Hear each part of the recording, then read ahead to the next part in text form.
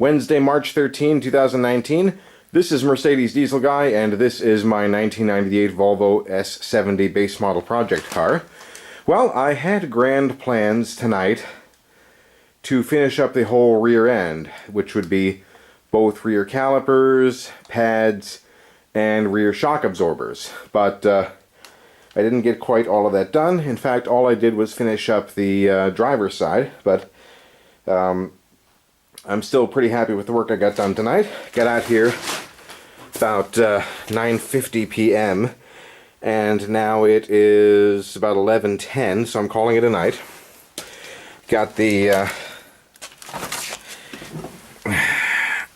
get the light here. Got this wheel well done. New calipers on, new brake pads in. I know that the absolute best thing to do would be also rear rotors, but I am not touching those. But yeah, if you watched my last video, you'll know I couldn't find the rear brake pads for this car, and went in the house, checked my archived emails for parts orders, and you know what? I never ordered rear brake pads for this car, and I'll explain that in a moment. And you can see right there is the shiny new shock absorber, which won't be shiny and new looking for much longer, but there it is. And if you give me a second just to hang the light here where I can get some illumination, let me show you the old shock absorber. Okay, so down here you see the original shock absorber, which I took out of the car, and I apologize, it's not great lighting here. But when I took it out of the car, I actually, just to test it, I compressed it down, and that was probably 30-40 minutes ago, and I've had absolutely zero rebound on it. So this shock is dead. Now, I probably could have just undone the center nut up top here and left the original shock mounts in the car, but I always put new shock mounts in when I do these. I get this out here in the better light. So the I only have two hands, so I can't actually point here with a finger, but if you see the two bolt holes on either side, you know, here and here, there are two bolts which hold the shock mount into the car. And pretty much on every one of these Volvos where I've done the rear shocks, and that's 3 out of 4 now. I haven't touched these on the GLT.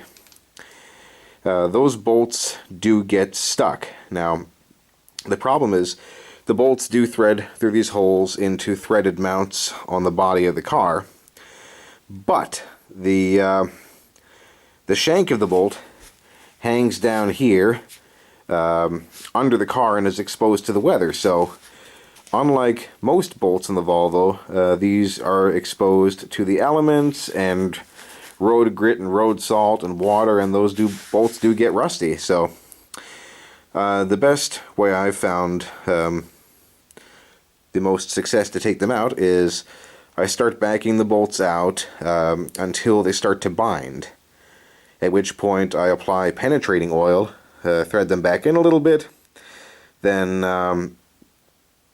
unbolt them again just a little more until they start to bind again, and then once again screw the bolt back down, and I just keep going like that, and I get the bolt out further and further each time, and eventually I do get the bolts out. So it actually takes quite a bit longer to remove these bolts, but this way I get them out without breaking them. On the very first car I did this job, which would have been the green V70 wagon that'll be in the junkyard soon, I actually broke one of these shock mount bolts trying to remove the shock, and dealing with the broken shank of the bolt there in the car was no fun. I find it much easier in the long run just to take a little time and get the bolts out. So I got the bolts out, cleaned them up, and put them back in with plenty of anti-seize. Same with the nut on the lower, same with the nut that holds this bottom mount to the stud on the car.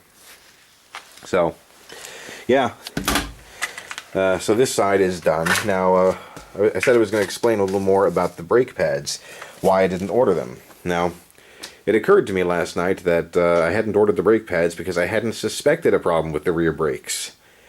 And because, like I said, the car drove back here fine, and I didn't have any cause to suspect any issues. So, the seized up bleeder screw on this side of the car and the actual almost seized up caliper on the other side were a bit of a surprise. And once again, I'm sure the previous owner did not know about that, but given that they sold me the car saying it had a brake problem and only included front brake pads, shows they really didn't know much about it.